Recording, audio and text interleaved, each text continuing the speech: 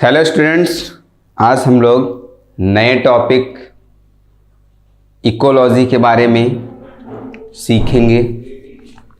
क्या होता है इकोलॉजी और इकोलॉजी में हम लोगों को क्या क्या पढ़ना है। ठीक है, तो इकोलॉजी में जनरली मैं बात कर लूँ तो इकोलॉजी एक यूनिट है। इसमें आपको कई चैप्टर पढ़ने हैं। ठीक है, जैसे कि आपको पढ़ना होगा ऑर्गेनाइजेशन एंड पॉपुलेशन ही एक चैप्टर है, साथ ही साथ इकोसिस्टम पढ़ना होगा, पूरा चैप्टर है, और बायोडाइवर्सिटी एंड कंजर्वेशन भी एक चैप्टर है। इसके साथ साथ इन्वायरमेंटल इश्यूज़, कुल मिलाकर के 4 चैप्टर आपको पढ़ने होंगे। ठीक है, ये 4 चैप्टर में आपकी पूरी इकोलॉजी ख़त्म हो जाएगी। कुछ एक्स्ट्रा पॉइंट भी हम बताएंगे आपको, जो कि आपके एग्ज़ाम में कभी कभी क्वेश्चन पूछ लिए जाते हैं इकोलॉजी से रिलेटेड। तो आइए स्टार्ट करते हैं इकोलॉजी के बारे में। तो सबसे पहले आप कुछ टर्म जान लीजिए कि इकोलॉजी से रिलेटेड कुछ आपको टर्म जानने होंगे इकोलॉजी से रिलेटेड। ठीक है, उसके बाद जनरली जो हम पहला चैप्टर हम ये आपको लेक्चर इकोलॉजी के अनुसार ही पढ़ाएंगे। ठीक है, उसके अंतर्गत चैप्टर आते जाएंगे, मैं बताता जाऊंगा, बट हम इसी के हिसाब से चलेंगे। Ecology lecture 1, lecture 2, lecture 3, lecture 4, lecture 5, इस तरह बाकी जो भी चैप्टर आते जाएंगे मैं आपको बताता जाऊंगा। तो पहला हम टॉपिक है ऑर्गेनिजम्स एंड पॉपुलेशन। पहला है ऑर्गेनिजम्स एंड पॉपुलेशंस। इस पे हम थोड़ा चर्चा करेंगे कि इसमें पढ़ेंगे हम इंट्रोडक्शन बताएंगे आपको, और ऑर्गेनिज्म और इसका एनवायरनमेंट भी बताएंगे, साथ ही साथ पॉपुलेशंस के बारे में बताएंगे।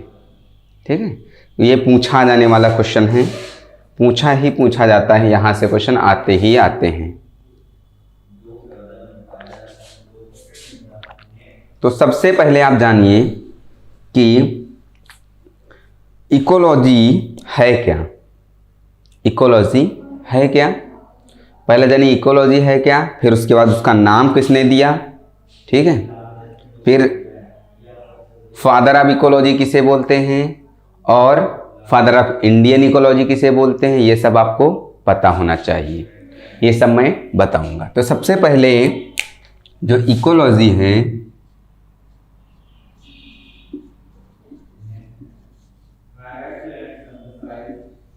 ये वर्ड किसने खोजा, टर्म इकोलॉजी किसने खोजा, पहले इसके बारे में जानिए। ठीक है, किसने खोजा और डिस्क्राइब भी किया। ये क्वेश्चन आ चुका है। जो इकोलॉजी है, सबसे पहले किसने खोजा और डिस्क्राइब किसने किया, ये क्वेश्चन आया है। तो आप जान लीजिए जो टर्म है, term ecology was coined and described by, किसके द्वारा खोजा गया टर्म जो है इकोलॉजी और डिस्क्राइब्ड किया गया, वो साइंटिस्ट कौन थे। ठीक है, तो उनका नाम था अर्नेस्ट हेकल। याद रखना,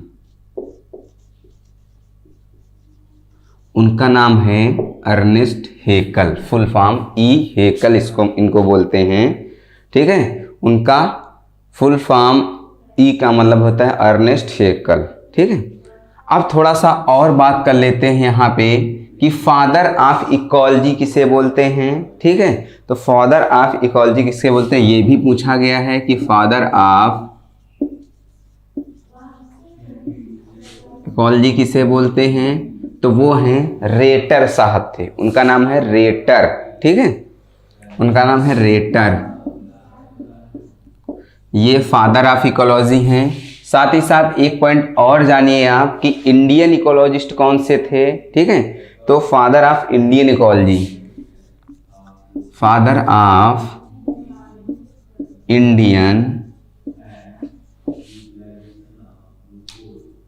फादर ऑफ इंडियन इकोलॉजी कौन है, प्रोफेसर रामदेव मिश्रा। याद रखना, इंडिया में रहते हो। ठीक, ये मैं नहीं कहता हूँ कि इंडिया में रहते तो इंडियन है कि याद रखो, बिल्कुल नहीं, आपको सब याद रखना है, बट इंडिया जो जनरली होता क्या है कि पूछ लिया जाता है, ठीक है, ये क्वेश्चन यहाँ से कई बार पूछा जाता है, ठीक है। तो ये है प्रोफेसर रामदेव मिश्रा, इनके बारे में चर्चा थोड़ा करेंगे। प्रोफेसर रामदेव मिश्रा, ठीक है, प्रोफेसर रामदेव मिश्रा। आपको ये 3 नाम जरूर याद रखना है कि टर्म इकोलॉजी किसने कॉइन किया और डिस्क्राइब किया, तो अर्नेस्ट हेकल साहब ने। Second one, father of ecology किसे बोलते हैं, तो रेटर साहब को। Third one, father of Indian ecology किसे बोलते हैं, तो वो हैं प्रोफेसर रामदेव मिश्रा।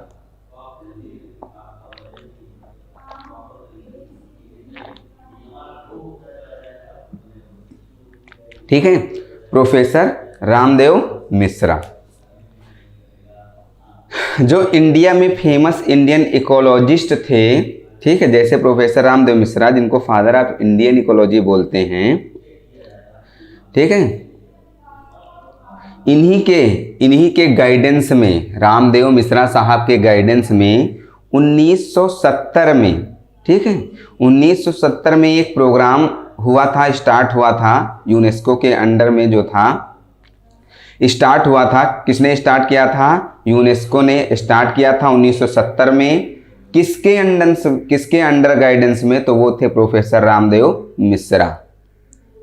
यूनेस्को ने एक प्रोग्राम स्टार्ट किया था 1970 में, ठीक है, वो प्रोफेसर रामदेव मिश्रा के अंडर में था। और वो जो प्रोग्राम था उसका नाम क्या था, उस प्रोग्राम का नाम था IBP का फुल फॉर्म था international biological program. International biological program इन्हीं के अंडर में हुआ था। और किसके द्वारा कराया गया था, तो यूनेस्को के द्वारा कराया गया था। बताऊंगा अभी थोड़ा सा ये 3 टर्म आप जाने, ठीक है।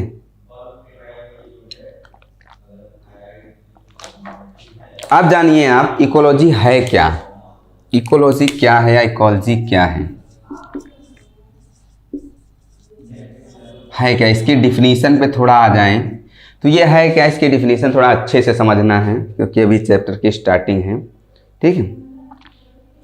क्वेश्चन पूछा गया है कि है क्या, ठीक है। ये इकोलॉजी जो है एक अध्ययन है, किसके बीच का अध्ययन, तो याद रखना ऑर्गेनिज्म और उनके अराउंड जो इन्वायरमेंट है उसके बीच का अध्ययन क्या कहलाता है, इकोलॉजी कहलाता है, ठीक है। कह सकते हो ecology is a study of interaction between, ठीक है, इन्वायरमेंट या organisms and their environments. Organism और उनका जो इन्वायरमेंट होगा, उनके बीच का जो इंटरेक्शन होगा, ठीक है, उनके बीच का जो इंटरेक्शन होगा, इसी का अध्ययन क्या कहलाता है, इकोलॉजी कहलाता है, ठीक। तो लिख सकते हो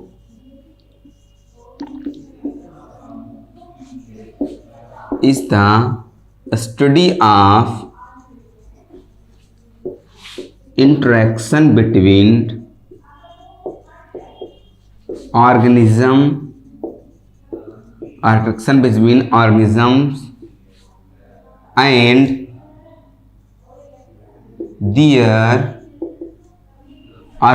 and their environment।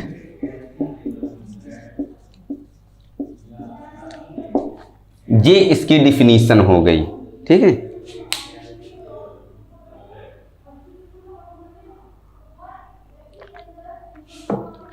ठीक है, ecology is the study of interaction between organisms and their environment. ये तो इसकी क्या हो गई, परिभाषा हो गई कि इकोलॉजी है क्या, किसके बीच इंटरेक्शंस होना चाहिए, ऑर्गेनिजम्स और उनके इन्वायरमेंट के बीच, और अगर इंटरेक्शन है, ठीक है, तो इसको क्या बोलेंगे, इकोलॉजी बोलेंगे, ठीक है। याद रखना, साथ ही साथ जो ये इकोलॉजी है, तो पहले ऑर्गेनिज्म और इंटरेक्शन के बारे में, थोड़ा इन्वायरमेंट के बारे में बता देता हूँ, ठीक है। तो इधर हम क्या लिख लें, ऑर्गेनिजम्स। ठीक, ये ऑर्गेनिजम्स हैं, जैसे प्लांट, एनिमल और माइक्रोब्स। जी देखो, जैसे क्या, प्लांट, एनिमल और माइक्रोब्स, ये सब क्या हैं, ये ऑर्गेनिजम्स हैं। ठीक है, और इनके बीच का इंटर रिलेशंस, ये देखो, ये हो गया आपका इनके बीच का इंटरेक्शन, इनके बीच का इंटरेक्शन या इंटर रिलेशनशिप बोल सकते हो। ठीक, इनके बीच का इंटर रिलेशनशिप। ठीक है, ये का क्या हो गया, या ये इंटरेक्शन हो गया।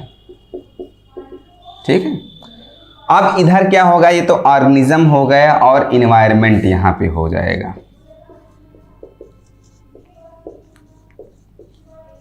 जी, interaction between organism and environment. Environment में कौन कौन दो चीजें पढ़नी होंगी, एक आप पढ़ेंगे बायोटिक, एक आप पढ़ेंगे बायोटिक और दूसरा पढ़ेंगे एबायोटिक। एक पढ़ेंगे बायोटिक और दूसरा पढ़ेंगे एबायोटिक। ठीक है, बायोटिक में आप पढ़ेंगे जैसे प्लांट, एनिमल, माइक्रोब्स। ये क्या पढ़ेंगे, प्लांट, एनिमल और माइक्रोब्स पढ़ेंगे। ये आ जाओ बायोटिक्स में। एबायोटिक्स में आप लाइट पढ़ेंगे, टेम्परेचर पढ़ेंगे। ठीक है, लाइट पढ़ेंगे, टेम्परेचर पढ़ेंगे, आते हैं सॉइल, वाटर, एयर। लाइट पढ़ेंगे, टेम्परेचर पढ़ेंगे, सॉइल, वाटर पढ़ेंगे और एयर। ये आप पढ़ेंगे एबायोटिक में। तो आपने जाना ऑर्गेनिज्म और इन्वायरमेंट के बीच जो इंटरेक्शन होता है उसी को हम लोग क्या बोलते हैं, इकोलॉजी बोलते हैं।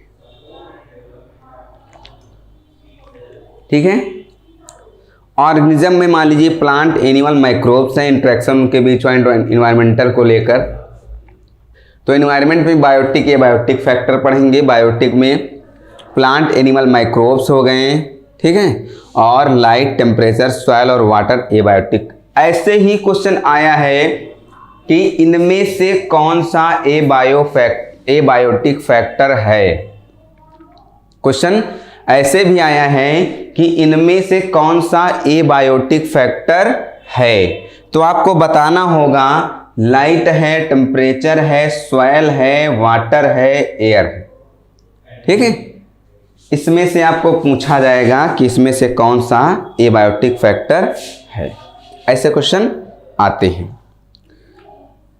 तो यहाँ पे कुछ चीज़ें और जान लीजिए कि इकोलॉजी अगर डिराइव हुआ है तो किस शब्द से डिराइव्ड हुआ है, यहीं पे आप जान लीजिए।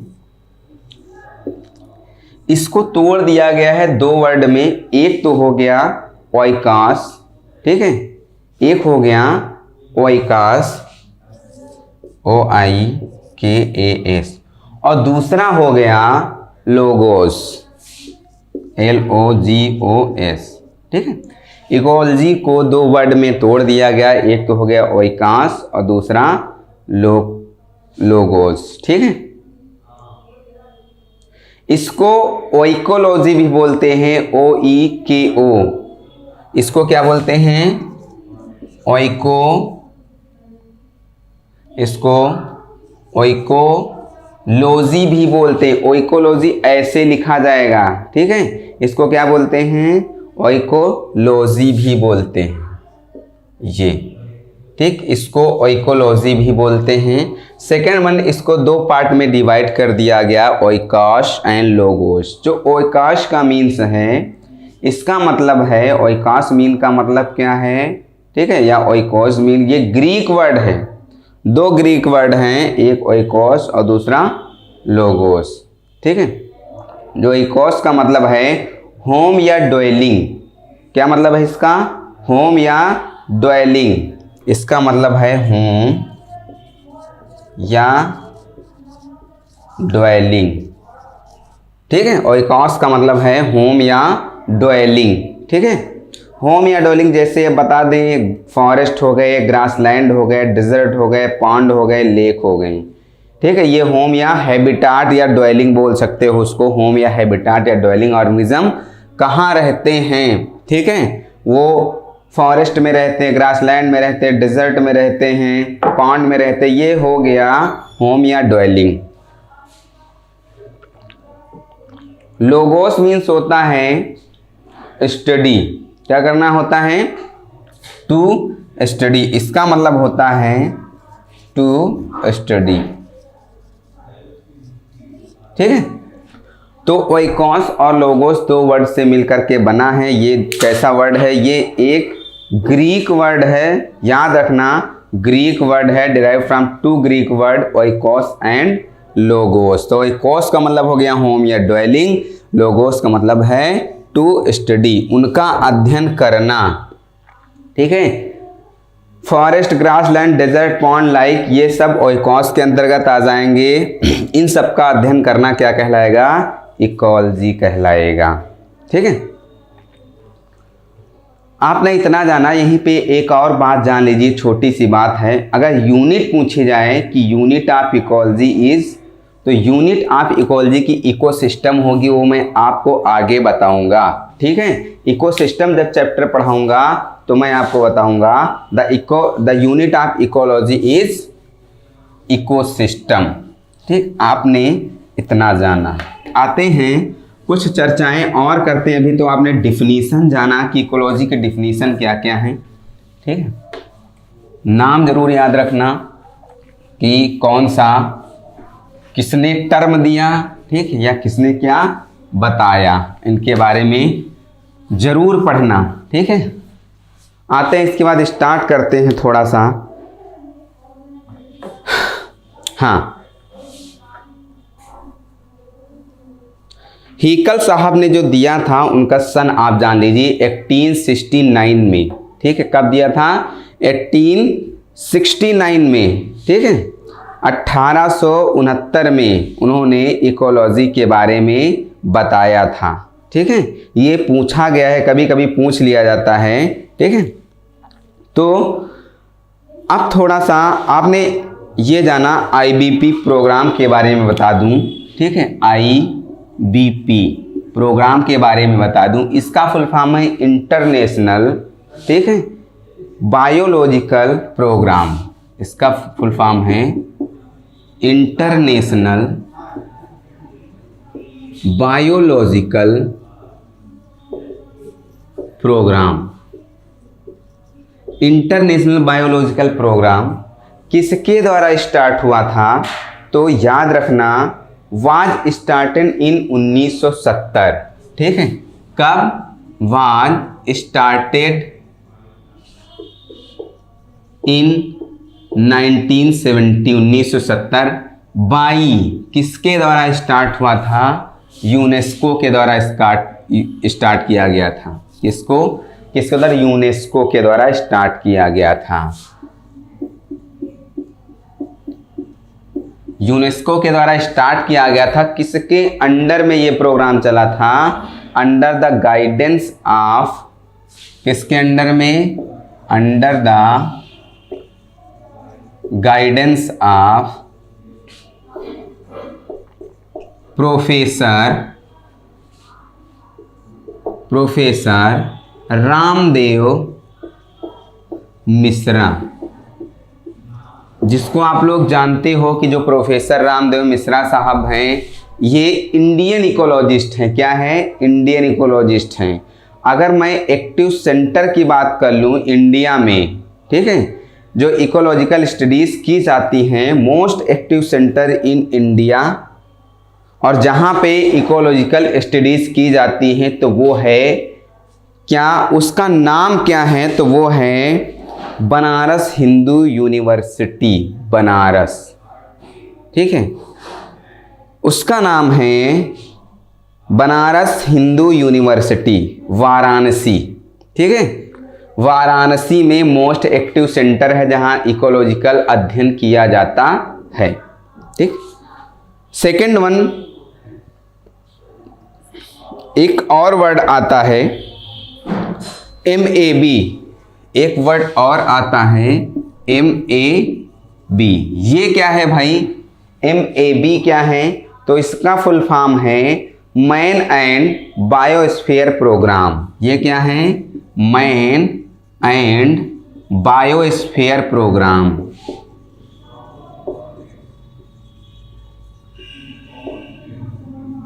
ठीक है, मैन एंड बायोस्फीयर प्रोग्राम। ठीक है, इसका फुल फॉर्म है मैन एंड बायोस्फीयर प्रोग्राम।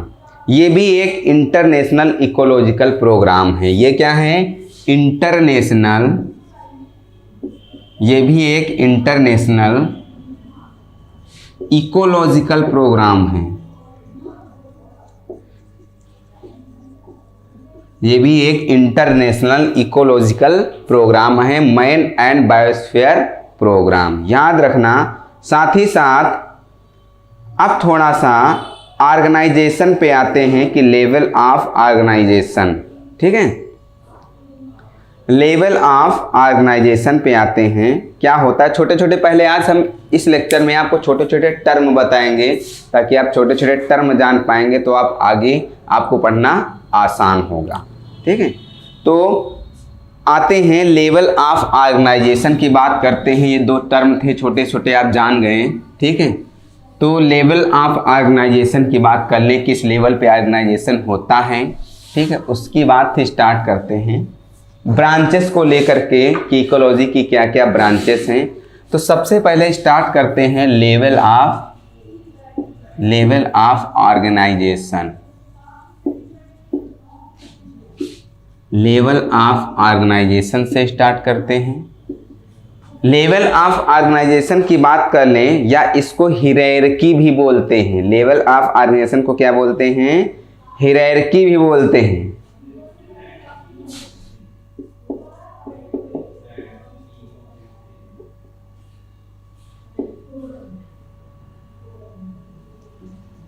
ठीक है, इसको हियरार्की भी बोलते हैं।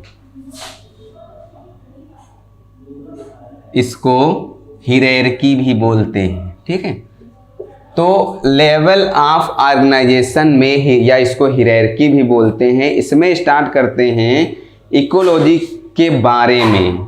इसमें कौन कौन से टर्म पढ़ने हैं उनके बारे में जानना है, तो आप समझ लीजिए। सबसे पहली बात, ऑर्गेनिज्म क्या होता है। सेकेंड टर्म आपको जानना है पॉपुलेशन क्या होता है। ऑर्गेनिज्म क्या होता है, पॉपुलेशन क्या होता है। थर्ड वन आपको जानना है बायोलॉजिकल कम्युनिटी क्या होती हैं। बायोलॉजिकल कम्युनिटी क्या होती हैं। इकोसिस्टम क्या होता है। इकोसिस्टम क्या होता है। और ही साथ लैंडस्केप क्या होते हैं या बायोम क्या होते हैं। लैंडस्केप क्या होते हैं या बायोम क्या होते हैं। और एक वर्ड पढ़ना है जिसका नाम है बायोस्फीयर क्या होता है। बायोस्फीयर क्या होता है। इतने टर्म आपको लेवल ऑफ ऑर्गेनाइजेशन में जानने हैं कि ये टर्म क्या है, ऑर्गेनिजम्स क्या है, पॉपुलेशन क्या है, बायोलॉजिकल कम्युनिटीज़ क्या होती हैं, साथ ही साथ इकोसिस्टम क्या होता है, लैंडस्केप क्या होते हैं या इसको बायोम बोलते हैं, ये क्या होते हैं, और बायोस्फीयर क्या होता है। इनके बारे में अगर आप जान गए तो इकोलॉजी पढ़ना आपके लिए आसान हो जाएगा। ठीक है, स्टार्ट करते हैं। जनरली जो एक पॉइंट जान लीजिए यहाँ पे कि जो इकोलॉजी का जो लेवल है, ठीक है, जो इकोलॉजी का जो लेवल है वो जनरली 4 ही लेवल पे डिवाइड किया गया है उसको। ठीक है, 4 ही लेवल पे कंसर्न किया गया है इकोलॉजी की। जो ecology is basically concern with 4 level of biological organisation. Generally 4 level of biological organisation ही किए गए हैं। हमने आपको इतने टर्म बता दिए हैं लेवल ऑफ ऑर्गेनाइजेशन में। जनरली है क्या, 4 ही टर्म होते हैं इकोलॉजिकल ऑर्गेनाइजेशन में। ठीक है, तो जो लेवल ऑफ ऑर्गेनाइजेशन है वो जनरली क्या है, सिर्फ और सिर्फ कंसर्न किया गया है 4 लेवल ऑफ बायोलॉजिकल ऑर्गेनाइजेशन। ठीक है, कौन कौन से वो 4, अगर क्वेश्चन पूछा जाएगा कि बायोलॉजिकल ऑर्गेनाइजेशन, ठीक है, कितने लेवल में बांटा गया है, तो आप उसको सिर्फ और सिर्फ 4 लेवल में बताना। कौन वो 4 लेवल हैं? जनरली पहला है आपका जो लेवल है वो है ऑर्गेनिज्म, सेकंड है पॉपुलेशंस, थर्ड है कम्युनिटी एंड फोर्थ है बायोम्स। फर्स्ट है ऑर्गेनिजम्स, सेकंड है पॉपुलेशंस, थर्ड है कम्युनिटी एंड फोर्थ है बायोम्स। 4 ही आप याद रखना, ठीक है, organisms, populations, community and biomes. ये जो 3 टर्म है ये मैं आपको एक्स्ट्रा बताऊंगा लेवल ऑफ ऑर्गेनाइजेशन में। ठीक है, ये एक्स्ट्रा इसलिए बताऊंगा क्योंकि आपको अभी इसके बारे में जानकारी लेनी है, इसके बारे में भी जानकारी लेनी है, इसके बारे में बायोस्फीयर क्या होता है, तभी तो हम लोग पढ़ क्या रहे हैं, इकोलॉजी पढ़ रहे हैं। इसमें इंटरेक्शन देखना है हम लोगों को, फिर कैसे होता है, तो इन सब चीज़ों के बारे में अध्ययन होना बहुत ज़रूरी है। ठीक है, तो ऑर्गेनिज्म सबसे पहले स्टार्ट करते हैं ऑर्गेनिज्म से। सबसे पहले स्टार्ट करते हैं ऑर्गेनिज्म से। तो ऑर्गेनिजम्स में आपको पहला एक वर्ड बताएंगे, स्पीसीज क्या होती है। ऑर्गेनिजम्स के अंतर्गत सबसे पहला आप पॉइंट जानेंगे स्पीसीज क्या होती है। ठीक है, स्पीसीज के बारे में जानेंगे कि स्पीसीज क्या होती है। ठीक है, सिमिलर ऑर्गेनिज्म एक ही तरह के ऑर्गेनिज्म हो और वो आपस में क्या करें, इंटरब्रीड कर सके और क्या प्रोड्यूस करें, फर्टाइल ऑफ स्प्रिंग प्रोड्यूस करें, उसको क्या बोलेंगे, ऑफ स्पीसीज बोलेंगे। स्पीसीज किसे कहते हैं, सिमिलर ऑर्गेनिज्म के बीच क्या हो, इंटरब्रीडिंग हो। समझ रहे हो, सिमिलर ऑर्गेनिजम्स के बीच इंटरब्रीडिंग हो, साथ ही साथ प्रोड्यूस करें फर्टाइल ऑफ स्प्रिंग, उसको क्या बोलेंगे, स्पीसीज बोलेंगे। तो similar organism that can, similar organism that can interbreed,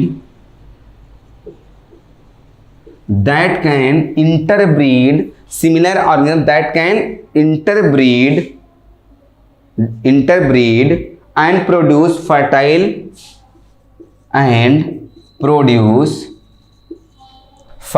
offspring।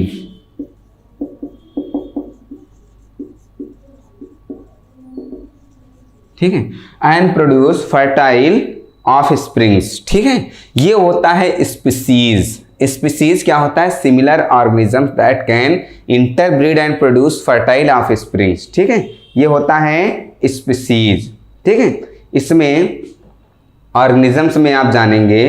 ठीक है, ऑर्गेनिज्म चल करके होगा क्या, आपको यहीं पे थोड़ा सा एक और क्लू दे दूं कि ऑर्गेनिज्म चल करके, छोटे छोटे ऑर्गेनिज्म मिलकर के क्या बनाएंगे, पॉपुलेशन आगे चल करके कम्युनिटी, इकोसिस्टम, बायोम से फिर बायोस्फीयर।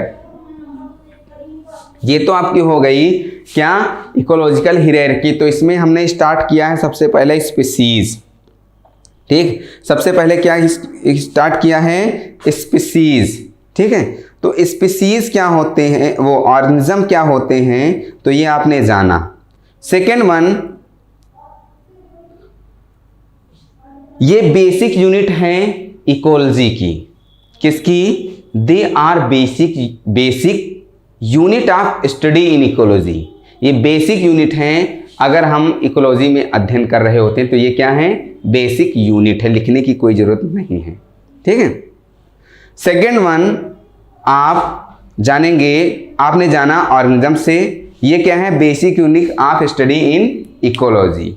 ठीक है, ये है basic unit of study in ecology.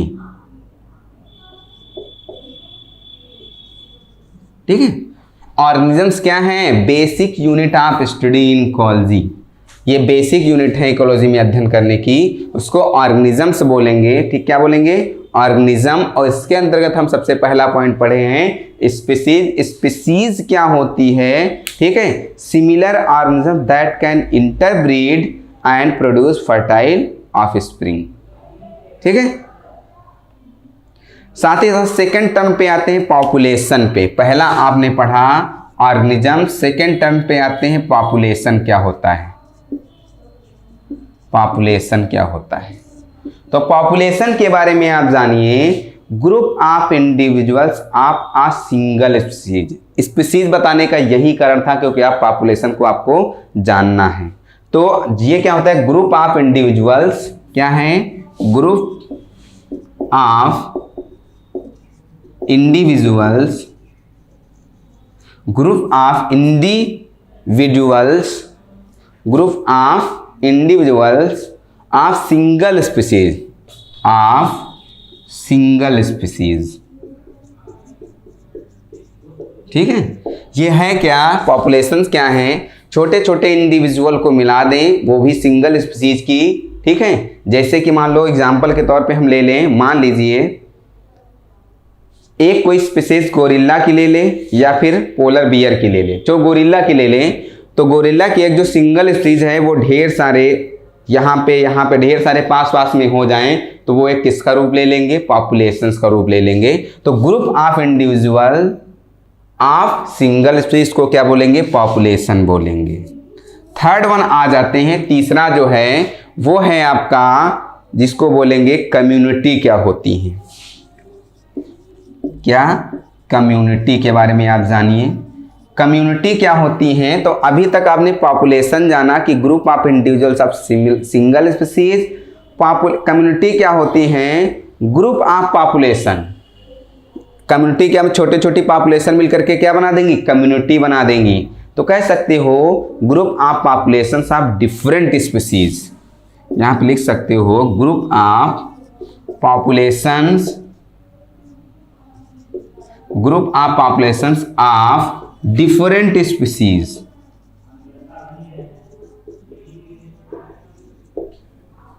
Group of populations of different species, उसको क्या बोलेंगे, कम्युनिटीज बोलेंगे। ठीक है, उसको क्या बोलेंगे, कम्युनिटी बोलेंगे। थर्ड वन इकोसिस्टम क्या होता है, थर्ड ये हो गया। फोर्थ इकोसिस्टम क्या होता है, इकोसिस्टम क्या होता है, ये टर्म आया तो इकोसिस्टम आप जान लीजिए। इकोसिस्टम क्या होता है, community plus physical environment. Ecosystem में क्या होगा, कम्युनिटी भी होगी plus community plus physical environment. तो कम्युनिटी में हम लिख देते हैं कम्युनिटी हो गई प्लस फिजिकल, जिसको हम बोलेंगे फिजिकल इन्वायरमेंट का मतलब एबायोटिक फैक्टर वाले। फिजिकल में एबायोटिक जैसे कौन कौन से आएंगे एबायोटिक में, लाइट, टेम्परेचर, ठीक है, एयर, ये सब आएंगे। तो फिजिकल इसमें एबायोटिक, एबायोटिक फिजिकल इन्वायरमेंट ये, ठीक है। तो आपने जाना यहाँ पे ऑर्गेनिज्म क्या होता है, पॉपुलेशन क्या होती है, कम्युनिटी क्या होती है और इकोसिस्टम क्या होता है।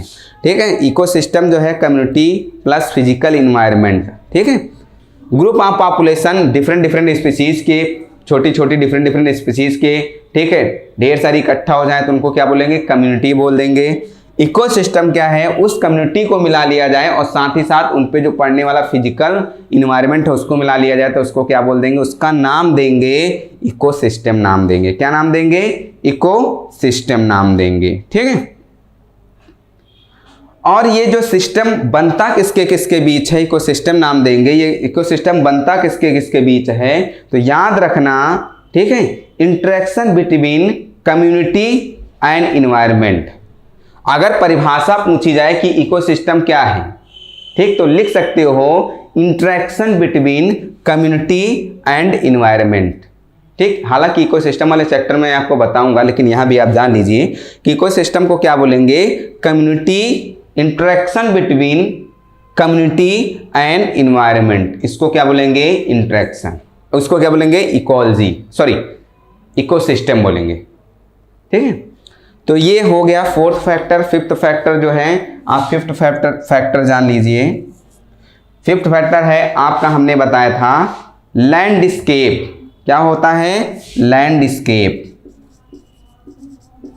लैंडस्केप क्या होता है? लैंडस्केप के बारे में जाने। जो लैंडस्केप होता है वो है नेचुरल बाउंड्रीज जो होती है किसी भी लैंड की, किसी भी लैंड की जो नेचुरल बाउंड्रीज होती हैं, ठीक है, जिसमें ढेर सारे इकोसिस्टम पाए जाते हैं, उसको लैंडस्केप बोलते हैं। ठीक है, कह सकते हो जिसमें, या इसको इस तरह लिख सकते हो, लैंडस्केप को इस तरह लिख सकते हो, unit of land with natural boundaries. ठीक है, इसको बोल सकते हो unit of land with natural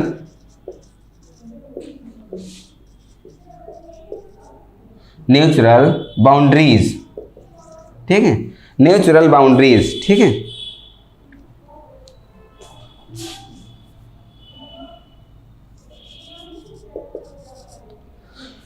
unit of land with natural boundaries, कोई भी लैंड होगी या जमीन होगी अगर उसकी नेचुरल बाउंड्री है, ठीक है, तो उसको क्या बोलेंगे?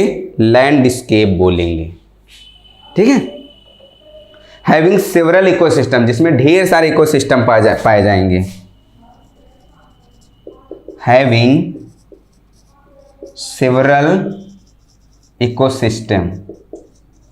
ठीक है, जैसे कोई भी एक जंगल ले लें, जंगल जहां खत्म होता है, तो जंगल जहां खत्म होता है वो उसकी क्या है? नेचुरल बाउंड्रीज हो गई। और उस जंगल के अंदर क्या पाए जाएंगे? ढेर सारे इकोसिस्टम पाए जाएंगे, उसमें कम्युनिटीज भी होंगी। ठीक है, और उसी के अंदर उनका एनवायरनमेंट भी होगा, तो इसको बोलेंगे लैंडस्केप। तो unit of land with natural boundaries having several ecosystem, उसको लैंडस्केप बोलेंगे। ठीक है, लैंडस्केप बोलेंगे। याद रखना, जो लैंडस्केप होगा, ठीक है, उसमें कोई जियोग्राफिकल बैरियर नहीं होगा। इसके बारे में चर्चा करूंगा आगे। बस आप यहां पर इतना जानिए, लैंडस्केप क्या होता है? Unit of land with natural boundaries having several ecosystems. अब आते हैं बायोम क्या होता है, इसके बाद का जो टर्म है बायोम। ठीक है, ऑर्गेनिज्म के बारे में जाना, पॉपुलेशन के बारे में जाना, कम्युनिटी, इकोसिस्टम, लैंडस्केप या फिर बायोम। देखिए अगला टर्म बताते हैं, वो है बायोम। छोटे छोटे टर्म जान लीजिए, फिर जाके आपको पढ़ना आसान हो जाएगा, क्योंकि ये सब टर्म यूज होने हैं, तो मैं बीच में बार बार कहाँ बताता चलूँगा। आपको अगर पहले से आपने ये टर्म जान रखे हैं तो आपको दिक्कत नहीं होगी इकोलॉजी पढ़ने में। ठीक है, लेवल ऑफ ऑर्गेनाइजेशन। अगला टर्म है बायोम। बायोम क्या है? ठीक है, बायोम क्या है? तो बायोम जानिए आप, बायोम क्या होता है? ये लार्ज रीजनल यूनिट होती है, ठीक है, characterised by a major vegetation type and association fauna in uh specific climate. देखो बताता हूँ, ये लार्ज रीजनल यूनिट है। क्या है? Biome. It is large regional unit होती है। क्या है? It is large regional unit होती है। ठीक है, करेक्टराइज बाई मेजर, इसमें पाई क्या क्या जाए? Major vegetation type. करेक्ट, ठीक है। अगला point,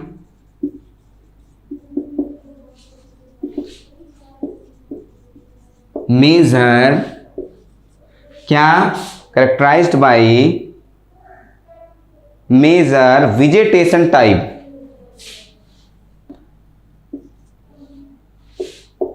vegetation type and vegetation type and associated fauna and associated fauna. Fauna का मतलब जहां एनिमल पाए जाते हैं, एसोसिएटेड फाना। ठीक है, इन आ स्पेसिफिक क्लाइमेट, इन आ स्पेसिफिक क्लाइमेट, स्पेसिफिक क्लाइमेट क्या है, जैसे आप समझिए स्पेसिफिक क्लाइमेट जैसे डिजर्ट हो गया, ट्रॉपिकल रेड फॉरेस्ट हो गए, टुंड्रा हो गया, डिजर्ट हो गया, ट्रॉपिकल रेन फॉरेस्ट और टुंड्रा। ठीक है। अब जानिए कि जो बायोम होता है ये लार्ज रीजनल यूनिट होती है। ठीक है। कैरेक्टराइज बाय किसके द्वारा कैरेक्टराइज की जाती है, तो major vegetational type and associated fauna in a specific climate. ठीक है। जहां पे वेजिटेशनल टाइप हो और उन्हीं के साथ वहां पे क्या मतलब कहने का मतलब ये होता है वहां पे वेजिटेशन भी हो, साथ ही साथ वहां पे एनिमल भी रह रहे हों, और उसका क्लाइमेट किस क्लाइमेट में हो, तो वो स्पेसिफिक क्लाइमेट में हो, जैसे डेजर्ट या ट्रॉपिकल रेन फॉरेस्ट या फिर टुंड्रा। ये होता है आपका बायोम। ठीक है। अब इसके बाद आते हैं, बायोम में भी ढेर सारे इकोसिस्टम पाए जाएंगे। इसमें क्या ढेर सारे इकोसिस्टम पाए जाएंगे, मतलब वहाँ ढेर सारी कम्युनिटीज भी होंगी और उनका फिजिकल एनवायरनमेंट भी होगा। ठीक है। ये आप समझ गए, बायोम समझ गए। बायोम के बाद आएगा वर्ड बायोस्फीयर। बायोस्फीयर क्या होता है ये जानिए। तो बायोस्फीयर को इसमें इंक्लूड किया गया है terrestrial biomes plus aquatic biomes. Biome समझे कि नहीं, बायोम क्या होता है जिसमें आप जनरल हिंदी भाषा में समझिए कि उसमें क्या क्या हो, पेड़ पौधे भी हों और उसमें एनिमल भी रह रहे हों, साथ ही साथ उनका एक स्पेसिफिक क्लाइमेट हो, जैसे डिजर्ट या ट्रॉपिकल रेन फॉरेस्ट या टुंड्रा, उनको बायोम बोलेंगे। ठीक है। तो कई तरह के बायोम होते हैं। ठीक, जनरली जैसे टेरेस्ट्रियल बायोम या एक्वेटिक बायोम, पानी में रहने वाले, ठीक है, तो लैंड पे रहने वाले। तो सबसे पहले बायोस्फीयर क्या होता है, इसमें इंक्लूड किया गया है दो को, पानी में रहने वाले और बाहर रहने वाले। ठीक है। तो जो बाहर रहने वाले हैं उनको बोलेंगे terrestrial biome plus aquatic biome. ठीक है। नहीं, हाँ, terrestrial biome plus aquatic biome. Terrestrial biome plus aquatic biome, इसको मिला करके क्या बोलेंगे, बायोस्फीयर बोलेंगे। क्या बोलते हैं, बायोस्फीयर बोलेंगे। इसके अंतर्गत क्या क्या आता है, इसमें आता है जैसे ओशियन आ गया, लैंड आ गई, रिवर्स आ गई, लेक्स आ गई। ठीक है। इसके अंदर क्या पाए जाएंगे, लिविंग ऑर्गेनिज्म पाए जाएंगे। जहां पे लिविंग ऑर्गेनिज्म पाए गए, ठीक है, जैसे कि मैं अगर टेरेस्ट्रियल की बात कर लें तो लैंड हो गया, दोनों की बात करते हैं, लैंड हो गया, रिवर हो गई, ओशियन हो गया, लेक हो गई। ठीक है। इन सब, ये सब क्या है, ये बायोस्फीयर के अंतर्गत आती है। ठीक। अब जो क्वेश्चन बायोस्फीयर से पूछा गया था वो क्वेश्चन 3 स्टार वाला है, वो क्वेश्चन 5 स्टार वाला है। वो क्वेश्चन क्या था कि सबसे बड़े बायोस्फीयर का नाम बताओ। क्वेश्चन आया था कि सबसे बड़े बायोस्फीयर का नाम बताओ। तो सबसे बड़ा जो बायोस्फीयर है वो है अर्थ। याद रखना, earth is the largest biosphere. ये इंपॉर्टेंट क्वेश्चन है। Earth is the largest biosphere. ठीक है। अर्थ क्या है, लार्जेस्ट बायोस्फीयर है। Earth is the largest biosphere. यही क्वेश्चन आया था। आपने ऑर्गेनिज्म के बारे में जाना, स्पीसीज के बारे में जाना, पॉपुलेशन के बारे में जाना, कम्युनिटी के बारे में जाना, लैंडस्केप के बारे में जाना, बायोम के बारे में जाना, इकोसिस्टम के बारे में जाना, साथ ही साथ बायोस्फीयर के बारे में जान गए। अब थोड़ा सा आते हैं, कुछ टर्म आपको बता देते हैं। वेजिटेशन क्या होता है, फ्लोरा क्या होता है, फाना क्या होता है, बायोटा क्या होता है। तो सबसे पहले आप जानिए वेजिटेशन क्या होता है। आपको पता है वेजिटेशन क्या होता है भाई, ठीक है। किसी एरिया में जितने भी प्लांट पाए जाएं उसको बोलेंगे वेजिटेशन। ठीक है, vegetation total plants of an area, उसको क्या बोलेंगे वेजिटेशन, इसको डिस्क्राइब कर सकते हो। ठीक है, सेकेंड वन फ्लोरा क्या होता है, फ्लोरा एंड फाना दो वर्ड होते हैं। हमने अभी लिखा था इससे पहले, किसमें लिखा था, फाना के बारे में। किसमें लिखा था, ये देखो फाना। ठीक है, फाना के बारे में लिखा था, मतलब बोला था एनिमल। फ्लोरा क्या होता है और फाना क्या होता है ये आप जानिए। ठीक है, जो डिफरेंट प्लांट की स्पीसीज, किसी एरिया में डिफरेंट डिफरेंट टाइप की जो प्लांट की स्पीसीज पाई जाए, प्लांट की स्पीसीज डिफरेंट डिफरेंट स्पीसीज पाई जाए किसी भी एक एरिया में, तो उसको बोलेंगे फाना।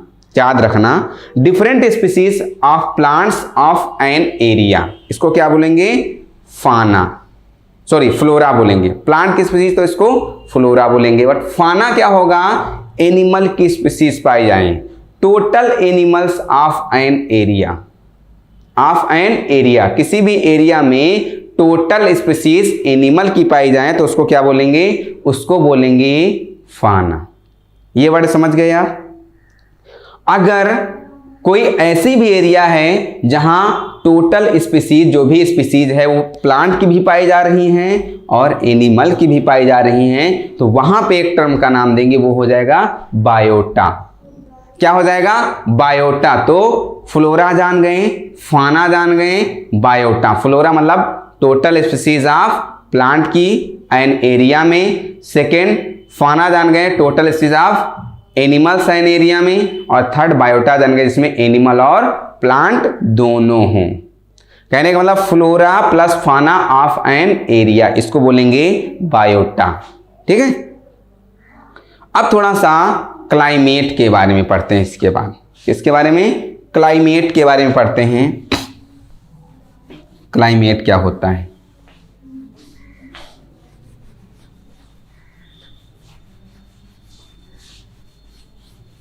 क्लाइमेट के बारे में पढ़ते हैं। इसके बाद क्या होता है क्लाइमेट। ठीक है, इसके बाद थोड़ा पढ़ते हैं क्लाइमेट।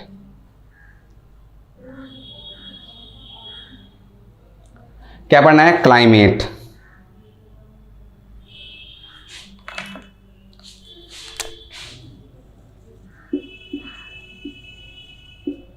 क्लाइमेट क्या होता है, क्लाइमेट जनरली समझिए।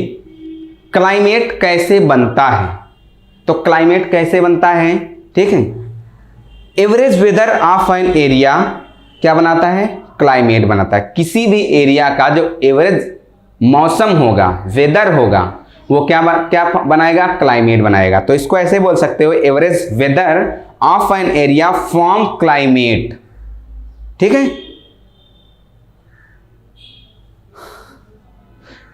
जो क्लाइमेट होगा इसको एक टर्म से रिफर्ड करेंगे, उस टर्म का नाम है सीजन्स या ईयर्स।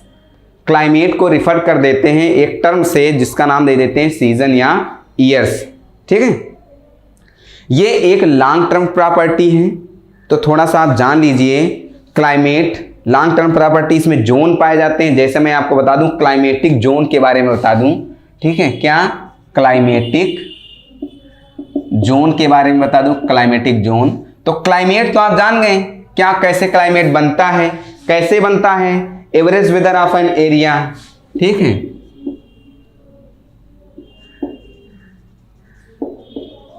क्या, average weather of an area.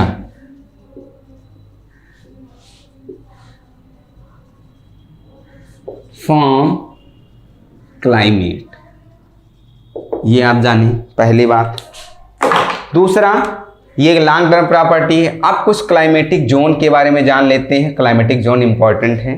ठीक है, ये किस पे बेस्ड है, वेरिएशंस पे बेस्ड है। इसका मतलब ये हुआ कि साल भर में जितना एनुअल टेम्परेचर लैटिट्यूड के साथ, एनुअल टेम्परेचर लैटिट्यूड के साथ, तो इसको हम समझते हैं थोड़ा सा ऐसे।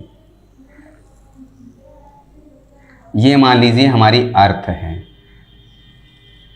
क्या है, अर्थ है। ये जोन में डिवाइड होगी, ठीक है, ये किस में डिवाइड होगी, जोन में डिवाइड होगी, ठीक है, इसमें जोन में डिवाइड होगी।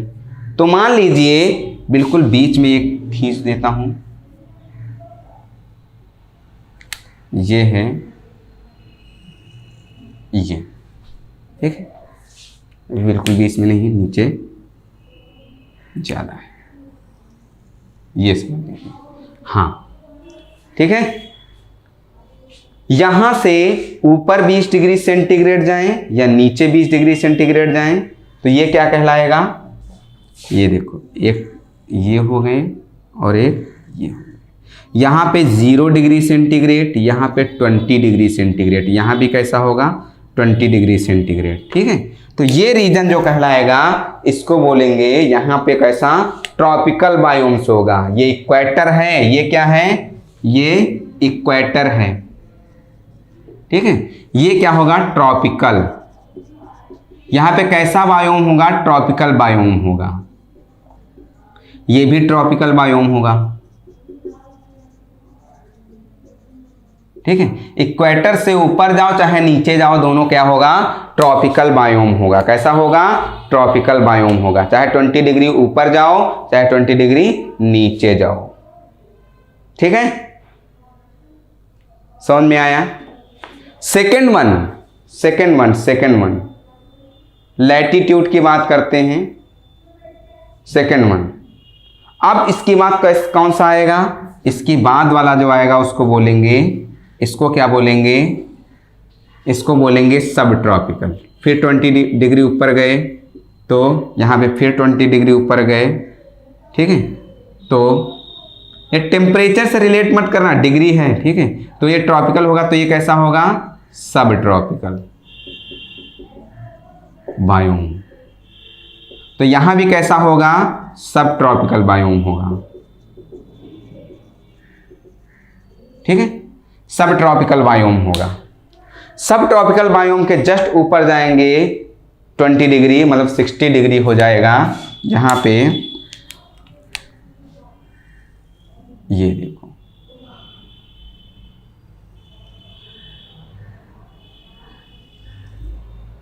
ये 60 डिग्री, ये 60 डिग्री।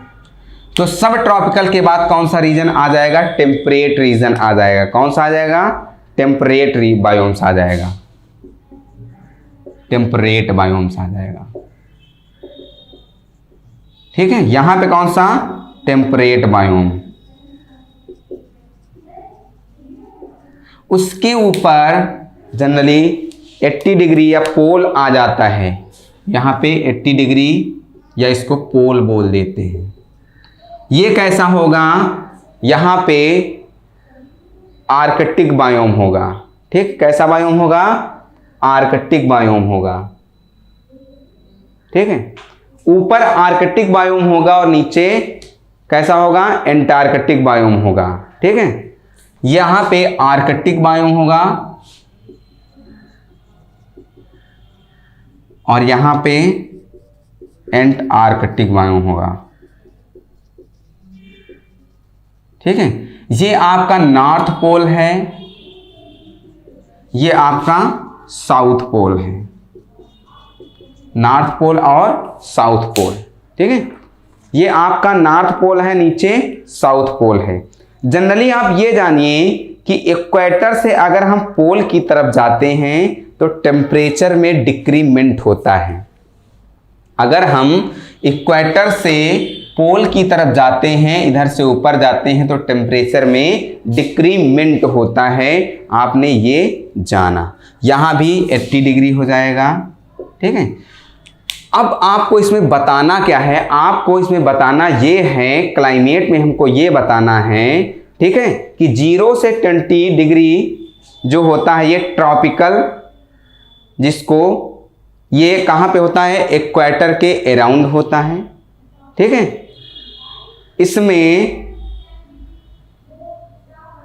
क्या होता है, इसमें जितने भी एनिमल पाए जाते हैं, ठीक है, या इनको जनरली बोलते क्या हैं, 0 से 20 डिग्री सेंटीग्रेड, क्योंकि हम क्लाइमेट पढ़ रहे हैं तो 0 से 20 डिग्री सेंटीग्रेड जो होगा, सेंटीग्रेड 20 डिग्री सेंटीग्रेड नहीं 20 डिग्री तक, वो मेगाथर्म होंगे, और सब ट्रॉपिकल वाले जो होंगे वो मीजोथर्म होंगे, और 40 से 60 डिग्री वाले जो होंगे वो माइक्रोथर्म होंगे, और जो 60 से 80 डिग्री वाले होंगे वो हेक्सिस्टोथर्म्स होंगे। एक वर्ड आता है एल्पाइन, एक वर्ड है एल्पाइन। एल्पाइन, एल्पाइन क्या है? ठीक है, आप याद रखना, इसमें सिर्फ नाम ही नाम बताऊंगा आपको। ठीक है, कौन से कौन कौन नाम? 0 से, एल्पाइन भी बाद में बता देता हूं, पहले नाम बता देता हूं। 0 से 20 डिग्री, 20 से 40 डिग्री, और 40 से 60 डिग्री, 60 से 80 डिग्री। क्या क्या नाम दिया जाता है उनको? तो मेगाथर्म, पहला तो मेगाथर्म, मीजोथर्म, मेगाथर्म, मीजोथर्म, माइक्रोथर्म्स, और साथ में लास्ट वाला जो होगा उसको बोलेंगे हेक्सिस्टोथर्म्स।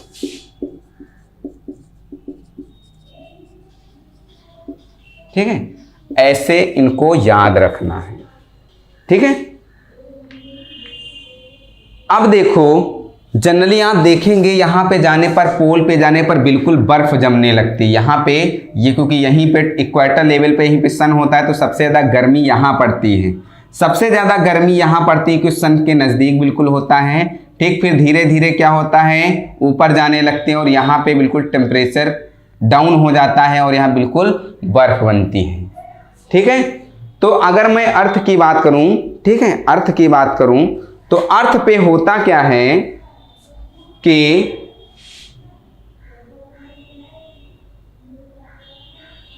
अर्थ पे क्या होता है, जनरली देखो एक वर्ड आता है एल्पाइन। एल्पाइन, एल्पाइन क्या होता है, कभी कभी पूछ लिया जाता है, जनरली पूछा नहीं गया है। एल्पाइन ये वर्ड है कि मान लो कि जो है क्लाइमेट,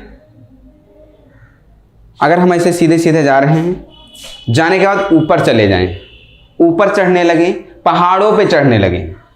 जनरली पोल पे क्या होती है, बर्फ गिरती है, पोल पे क्या होता है, बर्फ जमी रहती है। लेकिन अर्थ पे ऐसे स्थान पे, लैटिट्यूड पे चलने पर आपको बिल्कुल पोल जैसा माहौल मिल जाए तो उसको बोलेंगे, उसको क्या बोलेंगे, एल्पाइन। जैसे माउंटेन, जितने भी माउंटेन होंगे ऊपर अगर चले जाओ तो वहां बिल्कुल बर्फ जैसा माहौल दिखेगा तो वो उस वर्ड को क्या बोलेंगे, एल्पाइन बोलेंगे। कह सकते हो climate similar to Arctic in other latitude, इसको बोल सकते हो climate similar to Arctic in other latitude. ठीक है, in other latitude is term, in other latitudes is term alpine.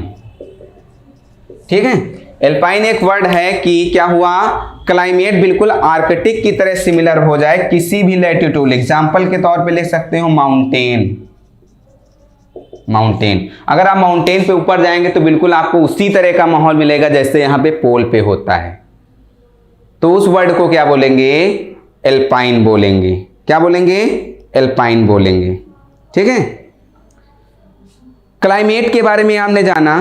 ठीक है, तो हाँ, temperature declines from tropic to Arctic, मतलब ट्रॉपिक लेवल से आर्कटिक लेवल पर जाने पर क्या होता है, टेम्परेचर में कमी होती है, हमने आपको पहले ही बता दिया है। ठीक है, साथ ही साथ माइक्रो क्लाइमेट क्या होता है, कुछ स्मॉल एरिया में अगर क्लाइमेटिक कंडीशन आती हैं, limited climatic condition small area में होती हैं, तो उसको बोलते हैं माइक्रो क्लाइमेट। ठीक है, जैसे लीफ के सराउंडिंग्स या प्लांट्स या एनिमल्स के सराउंडिंग, जैसे लीफ होगी, लीफ के अगर एक एग्जाम्पल लीफ बता दूं, लीफ के आसपास जो होगा क्लाइमेट दूसरा होगा, लीफ से दूरी पर जाने पर क्लाइमेट दूसरा होगा। जैसे कि अगर मान लो वो रेगिस्तान में एक प्लांट है, पौधा लगा है, तो उसके जो आसपास का जो क्लाइमेट होगा वो दूसरा होगा और पूरे रेगिस्तान का जो क्लाइमेट होगा वो दूसरा होगा। तो इस तरह के क्लाइमेट को बोलते हैं माइक्रो क्लाइमेट। क्या बोलते हैं? Micro climate. ठीक है, एक नया वर्ड आता है हैबिटाट। हैबिटाट क्या होता है तो आप जान लीजिए, जहां पे ऑर्गेनिज्म रहता है उसको क्या बोलेंगे? हैबिटाट बोलेंगे। उसको क्या बोलेंगे? हैबिटाट बोलेंगे। ठीक है, उसको क्या बोलते हैं? हैबिटाट बोलते हैं। ठीक है, उसको क्या बोलते हैं? हैबिटाट बोलते हैं। ये आपने जाना। अब थोड़ा सा इसकी बात पढ़ेंगे। इसकी बात, हैबिटाट की बात पढ़ेंगे हम, निश क्या होती है। ठीक है, अब यहीं पे मैं ये लेक्चर ब्रेक करूंगा। अब नेक्स्ट लेक्चर में आपको मैं बताऊंगा, हैबिटाट से ही स्टार्ट करूंगा और कैसे एनिमल रहते हैं, कहाँ रहते हैं, ठीक, क्या क्या उनकी ज़रूरतें हैं, इन सबको लेकर के चर्चा करूंगा। ठीक, तो बने रहिए TCS एकेडमी पर। Thank you so much.